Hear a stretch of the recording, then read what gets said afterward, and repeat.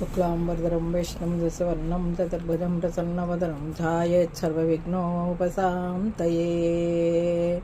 गुरुब्रह्मा गुरुर्विष्णु गुरुदेवो महेश्वरः गुरुसाक्षात् परं ब्रह्म तस्मै श्रीगुरुवे नमः।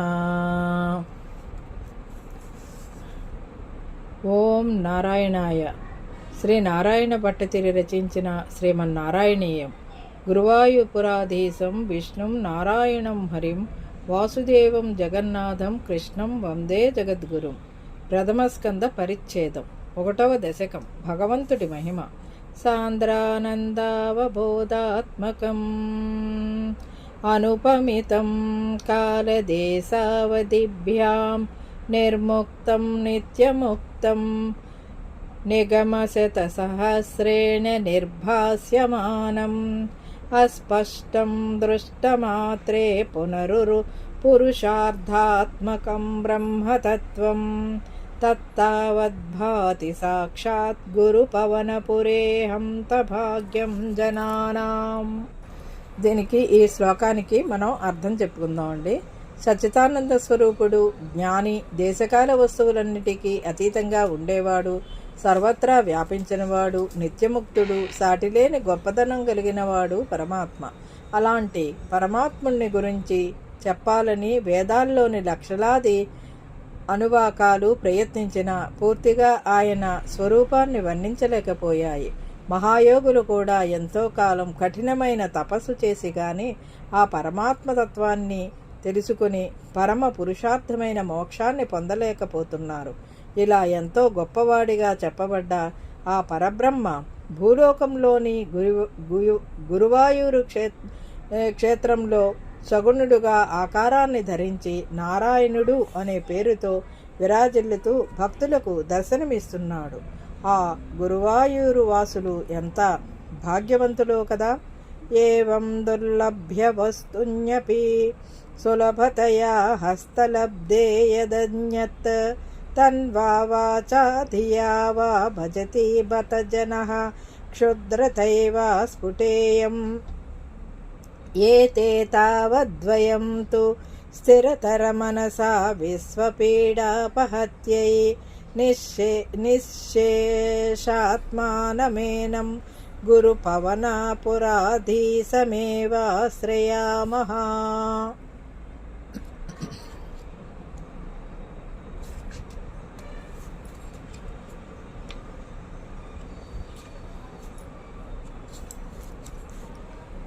ఇప్పుడు చెప్పిన పరబ్రహ్మ జీవులందరి మీద ఎంతో దయతో చేదికి అందేంత దగ్గరగా గురువాయూరులో వెలిశాడు.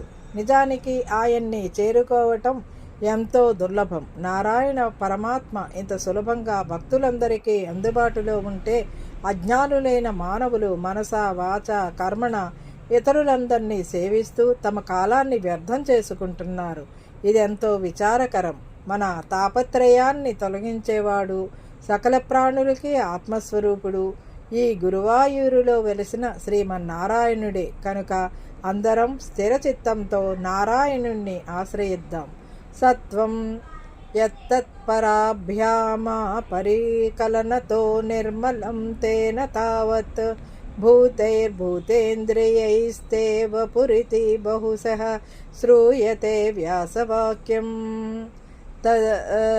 తచ్ఛ్వచ్ఛాత్యాద్యాదచ్ఛాదిత పరమసుఖా చిద్దర్భా నిర్భాసరూపం తస్మిన్ ధన్యారమం తే శృతిమతి మధురే సుగ్రహే విగ్రహే తే. నారాయణ, నీ దివ్యదేహం శుద్ధసత్వ గుణంతో నిండి ఉంటుంది. నీలో రజో తమో గుణాలు ఏ కొంచెమో కూడా కనబడవు. ఎంతో నిర్మలమైన నీ శరీరం పంచభూతాత్మకమైనది, పరమ పావనమైనదని వేదవ్యాస మహర్షి ఎన్నోసార్లు చెప్పారు. ఆయన చెప్పిన విధంగా సచ్చిదానంద స్వరూపంతో విలసిల్లే నీ రూప సౌందర్యాన్ని గురించి విన్నా స్మరించినా ఎంతో ఆనందం కలుగుతుంది. ఇంతటి ఆనందాన్ని కలిగించే నిన్ను ఈ గురువాయూరులో భక్తులందరూ సులభంగా దర్శించుకోగలుగుతున్నారు. అదృష్టవంతులైన వాళ్ళు మాత్రమే నిన్ను దర్శిస్తూ నీ నామాన్ని స్మరిస్తూ దివ్యానందాన్ని పొందుతారు. నిష్కంపే నిత్యపూర్ణే నిరవధి పరమానంద పీయూషరూపే నిర్లీనానేకముక్తావళి శుభగతమే నిర్మల బ్రహ్మసింధౌ కల్లోలోల్లాసతుల్యం ఖలు విమలతరం సత్వమాహుస్తదాత్మా కస్మాన్నో నిష్కళస్త్యం సకల ఇతి వచస్త్వాత్ కళాస్వేవ భూమన్. పరబ్రహ్మ స్వరూపం అపారమైన సముద్రం లాంటిది. సముద్రానికి పరబ్రహ్మానికి మధ్య ఏదో పోలికలు భేదాలు ఉన్నాయి. పోలికల గురించి చెప్పాలంటే పరబ్రహ్మ సముద్రం రెండూ నిశ్చలంగా ఉంటాయి. నిత్యంగా పూర్ణంగా ఉండేది పరమానందం అనే అమృతంతో నిండి ఉన్నది అయిన పరబ్రహ్మ అనే సముద్రంలో మోక్షాన్ని పొందిన జీవులంతా ముత్యాలుగా మణులుగా ప్రకాశిస్తూ ఉంటారు. ఆ విధంగా మోక్షం పొందిన జీవులతో పరబ్రహ్మ అనే సముద్రం ఎంతో ఆనందంగా కనిపిస్తుంది. ఆ సముద్రంలో పరిశుద్ధమైన సత్వగుణం అలలలాగా చెలిస్తూ ఉంటుంది. నారాయణ, నీవు శుద్ధ సత్వ స్వరూపుడివి. నీ ఎలాంటి కళలు లేకపోయినా ప్రకాశించగలవు. కానీ మా అందరి కోసం అన్ని కళల్ని ధరించి దివ్య మంగళాకారంతో మాకు దర్శనమిస్తున్నావు. నీవెంత గొప్ప హృదయం గలవాడవు స్వామి. నిర్వ్యాపారోపి నిష్కారణమజ భజసే యత్క్రియామీక్షణాభ్యాం తేనైనోదేతి లీనా ప్రకృతిరసతి కల్పాపి కల్పాదికాలే తస్యా సంశుద్ధమంసం కమపి తమతిరోధాయకం సత్వరూపం సత్వం ధృత్వా దదాసి స్వమహిమా విభవా కుంఠవైకుంఠరూపం. పరంధామ, అయస్కాంతం దగ్గరున్న ఇనుము దానికి ఆకర్షించబడ్డట్టు నీ దయా కటాక్ష వీక్షణాల ప్రభావంతో నీలోనే లీనమైపోయిన ప్రకృతి సృష్టి ప్రారంభ కాలంలో అనగా కల్పం ప్రారంభంలో వ్యక్తమవుతోంది. దానినే మాయ అంటారు. ఆ మాయకి సంబంధించిన ఆచరణరహితమైన పరిశుద్ధమైన అంశనే సత్వం అంటారు. స్వామి, నీవు ఎలాంటి కర్మల్ని ఆచరించాల్సిన అవసరం లేదు. ఎందుకంటే నీవు ప్రకృతికి అతీతుడివి. నీ భక్తులందరినీ అనుగ్రహించడానికి నిన్ను నీవు వ్యక్తపరుచుకుంటూ అకుంఠితమైన వైకుంఠ రూపం ధరించి వెలుగొందుతున్నావు. తత్తే ప్రత్యగ్రధారాధర లలిత కళాయావళీకేలీకారం లావణ్యస్త్యైకసారం సుకృతి జనదృశాం పూర్ణపుణ్యావతారం లక్ష్మీ నిస్సంకలీలా నిలయనామమృతస్యం దాసం దోహమంతః సించచ్చం చింతకానాం వపూరను కలయే మారుతాగారనాథ. ఓ గురువాయూరప్ప, నారాయణ, నీ దివ్య రూపం కొత్త మేఘంలాగా ఎంతో అందమైనది.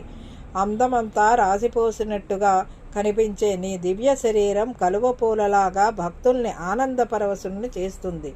పుణ్యాత్ములకి పుణ్యఫలాన్ని ప్రసాదించే ఆ దేహం లక్ష్మీదేవి స్వేచ్ఛగా నివసించే దివ్య ప్రదేశం. మధురాతి మధురమైన నీ సుందర రూపాన్ని ఎప్పుడూ భక్తిగా ధ్యానించే వారి మనసుల్లో అమృతధారలు కురుస్తాయి. అలాంటి జగన్మోహనకరమైన నీ రూపాన్నే నేను సదా ధ్యానిస్తాను. కష్టాతే సృష్టి చేష్ట బహుతరభఖేదావహ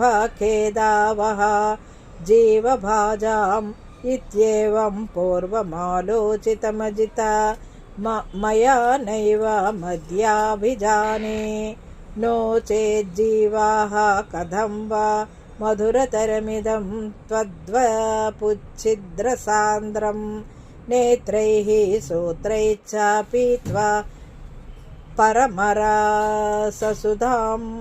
బోధిపూరే రమేరన్.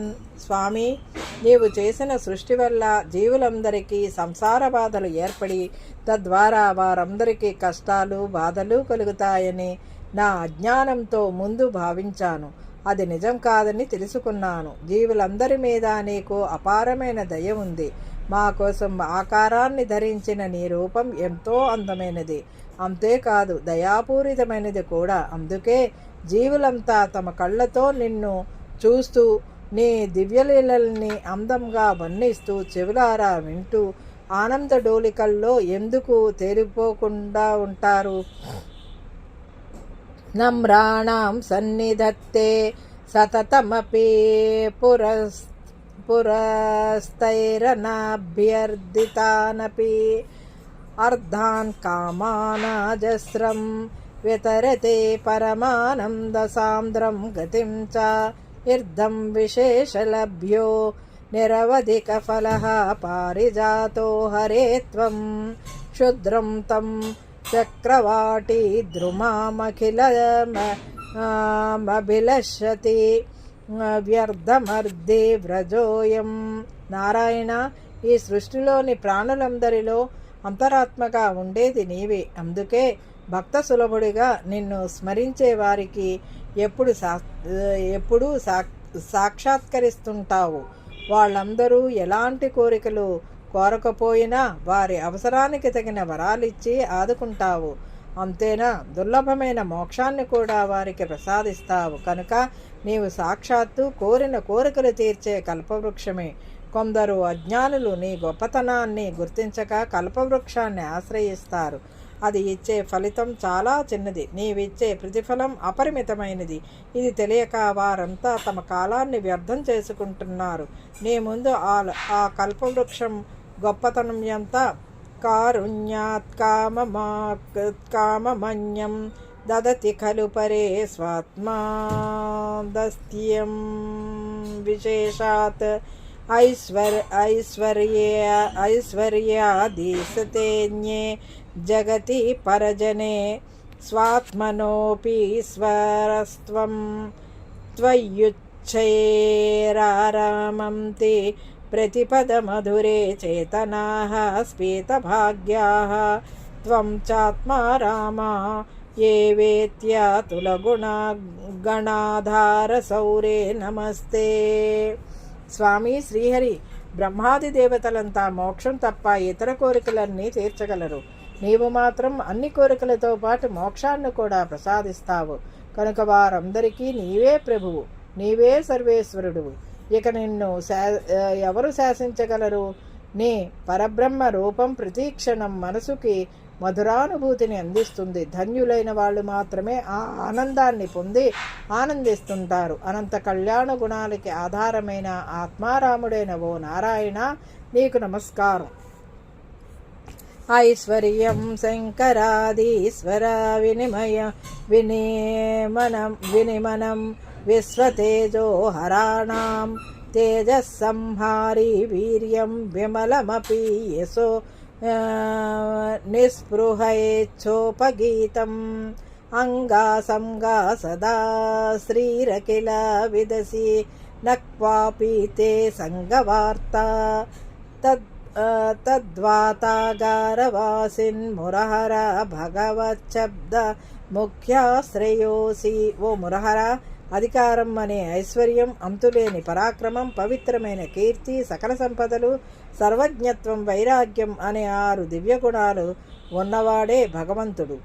ఈ గుణాలన్నీ కలిగిన నీవు బ్రహ్మాది దేవతలందరినీ నియమించగల ప్రభువువి. నీ దివ్య తేజస్సు బ్రహ్మ రుద్రాదుల తేజస్సు కన్నా గొప్పది. నిర్మలమైన నీ కీర్తిని మహర్షులంతా నిత్యం స్మరిస్తూ ఉంటారు. సకల సంపదల రూపమైన లక్ష్మీదేవి నిన్నెప్పుడూ ఆశ్రయించే ఉంటుంది. సర్వం తెలిసిన వాడివి, దేని మీద కాంక్ష లేని వాడివి నీవే. కాబట్టి భగవంతుడు అనే పేరుతో నీవు తగిన వాడివి ప్రభు. మొదటి దశకం సమాప్తం.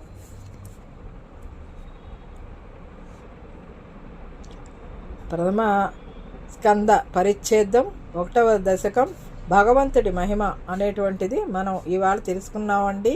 దీంట్లో ఉన్నటువంటి విషయాలు మీరు కూడా అర్థం చేసుకుని దానికి తగినట్లుగా చేసుకోండి. ఇదండి ఈనాటి వీడియో. ఈ వీడియో కనుక మీకు నచ్చినట్లయితే లైక్ చేయండి, షేర్ చేయండి, కామెంట్ చేయండి, సబ్స్క్రైబ్ చేయండి. మరిన్ని వీడియోలు కావాలంటే బెల్ ఐకాన్ని నొక్కండి. Thank you for watching.